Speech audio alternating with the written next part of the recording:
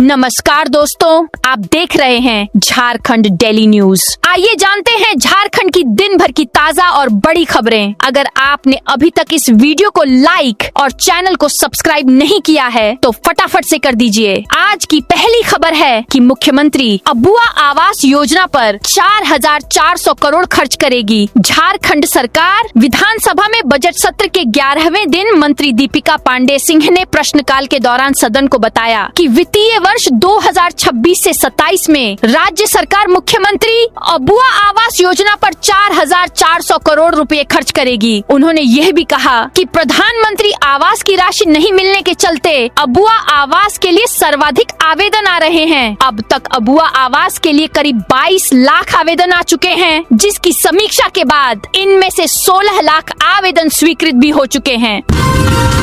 झारखंड में 10 जून से पहले शुरू होंगे 229 बालू घाट। राज्य में टेंडर प्रक्रिया पूरी होने के बावजूद 3 दर्जन के करीब बालू घाटों का संचालन शुरू नहीं होने के पीछे के कारणों को दूर करने का निर्देश खान सचिव अरवा राजकमल ने दिया है। बालू घाटों का संचालन शुरू नहीं होने के पीछे मुख्य वजह लीज डीड की प्रक्रिया लंबित होना है। राज्य के 16 जिलों के 229 बालू घाट केवल लीज डीड नहीं होने के कारण अटके हुए हैं। लीज डीड की जिम्मेदारी संबंधित जिलों के डीसी पर है। इनमें से 35 लीज डीड महज उपायुक्त के स्तर से हस्ताक्षर नहीं होने के कारण अटके हुए हैं। चाईबासा में पेट्रोल डीजल की बिक्री पर नई पाबंदी। बाइक में 100 रुपए से ज्यादा का तेल नहीं। शहर में ईंधन आपूर्ति को व्यवस्थित रखने और आम लोगों को किसी प्रकार की परेशानी नहीं हो, इसे लेकर मंगलवार सुबह अनुमंडल पदाधिकारी, एसडीओ, सीडीपीओ एवं सीओ ने चाईबासा शहर के विभिन्न पेट्रोल पंपों का निरीक्षण किया। अधिकारियों ने पेट्रोल पंप संचालकों से बातचीत कर आवश्यक निर्देश दिए। निरीक्षण के दौरान प्रशासन की ओर से स्पष्ट किया गया कि 2 पहिया वाहनों में 100 से अधिक का पेट्रोल नहीं दिया जाएगा। वहीं बोतल या अन्य खुले बर्तनों में पेट्रोल डीजल देने पर भी रोक लगा दी गई है। अब नहीं रुकेगा पारिश्रमिक। झारखंड की 43,000 सहियाओं को स्वास्थ्य विभाग का तोहफा। राज्य में राष्ट्रीय स्वास्थ्य अभियान के तहत कार्यरत लगभग 43,000 सहिया को इस बार नियमित रूप से पारिश्रमिक की राशि मिलेगी। स्वास्थ्य विभाग ने चालू वित्तीय वर्ष के लिए इनकी पारिश्रमिक की राशि के रूप में 108 करोड़ 34 लाख 65 हजार रुपए की स्वीकृति देते हुए राशि जारी कर दी है। इस राशि से सहिया के अलावा सहिया साथी, प्रखंड प्रशिक्षक दल तथा राज्य प्रशिक्षक दल को प्रतिमाह पारिश्रमिक राशि का भुगतान होगा। धनबाद में कौन करवा रहा कोयले की चोरी? बीसीसीएल के आरोपों से मचा हड़कंप। कोयल इंडिया की अनुषंगी इकाई भारत कोकिंग कोल लिमिटेड ने कोयले के अवैध खनन रोकने के अभियान में स्थानीय पुलिस के असहयोग का मामला उठाते हुए धनबाद के वरीय पुलिस अधीक्षक को विस्तार से घटनाक्रम का पूरा ब्यौरा भेजा है। कंपनी की ओर से महाप्रबंधक सिक्योरिटी मुख्यालय हाफिजुल कुरैशी ने पत्र के माध्यम से कहा है कि पुलिस की अनुपस्थिति के कारण कई जगह कार्रवाई अधूरी रह गई और अवैध खनन करने वालों के हौसले बढ़े हैं। रांची समेत 13 जिलों में आज कल आंधी बारिश। झारखंड में मौसम का मिजाज 17 मई तक बदला रहेगा। मौसम विभाग के अनुसार राज्य में सुबह के समय उमस और गर्मी महसूस होगी, जबकि दोपहर बाद आंधी, मेघ गर्जन और बारिश का दौर शुरू हो सकता है। 12 मई को रांची सहित 13 जिलों में ऑरेंज अलर्ट जारी किया गया है। इन इलाकों में 50 से 60 किलोमीटर प्रति घंटे की रफ्तार से तेज हवा चलने, वज्रपात और बारिश की संभावना जताई गई है। इसके साथ ही अन्य जिलों में येलो अलर्ट जारी कर सतर्क रहने की सलाह दी गई है। पिता की हत्या का बदला लेने के लिए बरसाए 20 तीर। झींकपानी थाना क्षेत्र में तीर से जानलेवा हमला करने के मामले में पुलिस ने मुख्य आरोपित भगवान बिरुली उर्फ दोपे को गिरफ्तार कर लिया है। मंगलवार को आयोजित प्रेस वार्ता में सदर अनुमंडल पुलिस पदाधिकारी बहामन टूटी ने मामले का खुलासा करते हुए बताया कि आरोपित को सोमवार देर शाम गिरफ्तार किया गया। उसकी निशानदेही पर घटना में प्रयुक्त तीर धनुष भी बरामद कर लिया गया है। एसडीपीओ बहामन टूटी ने बताया कि 9 मई को झींकपानी थाना क्षेत्र के टंकी बांधा के पास बेतिया गांव निवासी चुईया बिरुली पर तीरों से जानलेवा हमला किया गया था। हमले में 3 तीर लगने से वह गंभीर रूप से घायल हो गया था। रजरप्पा के छिन्नमस्तिका मंदिर से हटाए गए दुकानदारों के पुनर्वास पर हाई कोर्ट सख्त। झारखंड हाई कोर्ट ने रामगढ़ जिले के रजरप्पा स्थित मां छिन्नमस्तिका मंदिर परिसर और भैरवी नदी तट पर श्रद्धालुओं के लिए बुनियादी सुविधाओं से जुड़े मामले में दायर अवमानना याचिका पर महत्वपूर्ण सुनवाई की। जस्टिस सुजीत नारायण प्रसाद और जस्टिस अनुभा रावत चौधरी की खंडपीठ ने मामले की सुनवाई करते हुए जिला प्रशासन को कई अहम निर्देश दिए।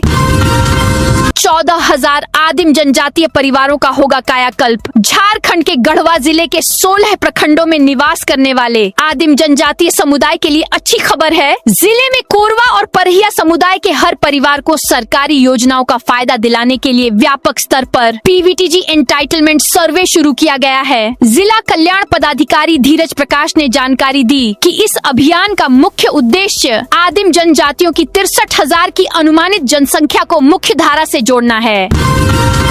70% से कम उपस्थिति वाले स्कूलों पर कार्रवाई के निर्देश। जामताड़ा उपायुक्त के निर्देश पर सोमवार को उप विकास आयुक्त निरंजन कुमार की अध्यक्षता में शिक्षा विभाग की समीक्षा बैठक आयोजित की गई। बैठक में डिस्ट्रिक्ट एजुकेशन परफॉर्मेंस रिव्यू के तहत विद्यालयों की स्थिति, शिक्षकों एवं छात्रों की उपस्थिति सहित विभिन्न बिंदुओं पर विस्तार से चर्चा की गई। समीक्षा के दौरान ई विद्या वाहिनी ऐप के माध्यम से शिक्षकों और छात्रों की उपस्थिति की जाँच की गई। इसमें कई विद्यालयों में छात्रों की उपस्थिति 70% से कम पाई गई, जिस पर उप विकास आयुक्त ने नाराजगी जताई। उन्होंने निर्देश दिया कि जिन विद्यालयों में उपस्थिति 70% से कम है, वहां के हेडमास्टर का 1 दिन का वेतन काटा जाए। रांची के लिवी टैवन रेस्टोरेंट एंड बार में भड़की भीषण आग। झारखंड के रांची के करमटोली से आग लगने की घटना का मामला सामने आया है। करमटोली स्थित लिवी टैवन रेस्टोरेंट एंड बार में मंगलवार तड़के करीब 4 बजे भीषण आग लगने से इलाके में अफरा तफरी मच गई। आग लगते ही पूरा रेस्टोरेंट परिसर धुएं और आग की लपटों से घिर गया। पहाड़ों और जंगलों के बीच सेवा की मिसाल बनी सरायकेला खरसावां की नर्सेज। 12 मई ये सिर्फ एक तारीख नहीं है, यह उन नर्सों को सम्मान देने का दिन है जो दिन रात अस्पतालों में मानवता की सेवा करती हैं। डॉक्टर इलाज की दिशा तय करता है, लेकिन उस इलाज को धरातल पर लागू करने, मरीज को समय पर दवा देने, उसकी स्थिति पर नजर रखने, मानसिक सहारा देने और कई बार जीवन बचाने की सबसे बड़ी जिम्मेदारी नर्सिंग स्टाफ निभाता है। नर्स परिवार की जिम्मेदारियों के साथ साथ अस्पतालों में मरीजों की हर समय निस्वार्थ भाव से सेवा करती है। तरबूज की खेती में रोग और कीट प्रबंधन जरूरी, समय पर बचाव से बढ़ेगा उत्पादन। गिरिडीह जिले में इन दिनों बड़े पैमाने पर तरबूज की खेती की जा रही है। अच्छी उपज और गुणवत्तापूर्ण उत्पादन के लिए किसानों को फसल में लगने वाले रोगों और कीटों का समय पर नियंत्रण करना आवश्यक है। कृषि विशेषज्ञों के अनुसार यदि किसान शुरुआती अवस्था में ही रोग और कीट प्रबंधन पर ध्यान दें, तो फसल को भारी नुकसान से बचाया जा सकता है। तरबूज की फसल में मुख्य रूप से fusarium wilt, downy mildew, powdery mildew और वायरस जनित रोग देखने को मिलते हैं। झारखंड में पहली प्रोफेशनल T20 लीग जून में। झारखंड में स्टेट क्रिकेट एसोसिएशन की पहली प्रोफेशनल फ्रेंचाइजी आधारित T20 क्रिकेट लीग जून में आयोजित होगी। पहले सीजन के लिए फ्रेंचाइजी बिडिंग प्रक्रिया पहले 7 से 11 मई तक तय की गई थी, लेकिन अब इसकी तिथि बढ़ाकर 15 मई कर दी गई है। JSCA के सचिव सौरभ तिवारी और उपाध्यक्ष संजय पांडे ने बताया कि लीग की ऑफिशियल लॉन्चिंग 14 मई को होगी। इसके अगले दिन यानी 15 मई को फ्रेंचाइजी टीमों की बिड खोली जाएगी।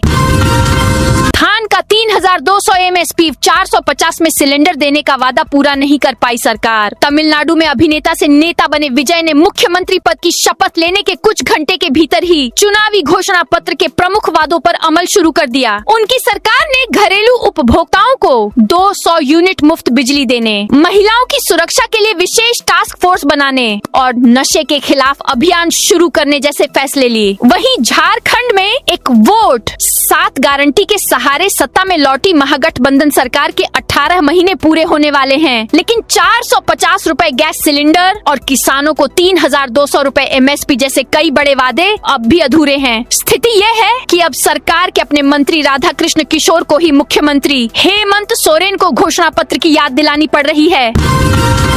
रसोई गैस दुकान की आड़ में बेच रहा था गांजा। देवघर जिले के मधुपुर अनुमंडल में पुलिस ने नशे के अवैध कारोबार के खिलाफ बड़ी कार्रवाई करते हुए चांद चांदमारी रोड स्थित एक रसोई गैस दुकान की आड़ में गांजा बेचने वाले कारोबारी को गिरफ्तार किया है। छापेमारी के दौरान पुलिस ने मौके से 63 पुड़िया गांजा बरामद किया, जिसका कुल वजन लगभग 250 ग्राम बताया गया है। गिरफ्तार आरोपी की पहचान लालगढ़ निवासी जुनैद अंसारी के रूप में हुई है। बरामद नशीले पदार्थ को पुलिस ने जब्त कर लिया है। इस कार्रवाई के बाद इलाके में हड़कंप मच गया है। पाखुड़ में सियार का हमला, 6 साल का बच्चा घायल। पाखुड़ के मुफसिल थाना क्षेत्र में इन दिनों सियारों का आतंक लगातार बढ़ता जा रहा है। मंगलवार सुबह रहसपुर गांव में एक सियार ने घर के अंदर घुसकर 6 वर्षीय बच्चे पर हमला कर दिया, जिससे इलाके में दहशत फैल गई। घायल बच्चे की पहचान अज फारूक शेख के पुत्र अयातुल्लाह शेख के रूप में हुई है। कोडरमा में कपड़े के गोदाम में आगजनी 35 लाख का सामान जला। कोडरमा थाना क्षेत्र के जलवाबाद स्थित एक मकान की छत पर बने कपड़े के गोदाम में मंगलवार की ओहले सुबह अचानक आग लगने से हड़कंप मच गया। इस हादसे में गोदाम में रखा करीब 35 लाख रुपए का सामान जलकर पूरी तरह नष्ट हो गया। जानकारी के अनुसार गोदाम मालिक शमशाद आलम अपने परिवार के साथ घर में सो रहे थे। इसी दौरान नमाज पढ़ने जा रहे पड़ोसियों की नजर छत पर उठ रही आग की लपटों पर पड़ी। उन्होंने तुरंत शमशाद के छोटे भाई प्रिंस को इसकी सूचना दी। वहीं जलने की गंध महसूस होने पर शमशाद की पत्नी की भी नींद खुल गई। उन्होंने सभी को जगाया, जिससे समय रहते परिवार सुरक्षित बाहर निकल सका।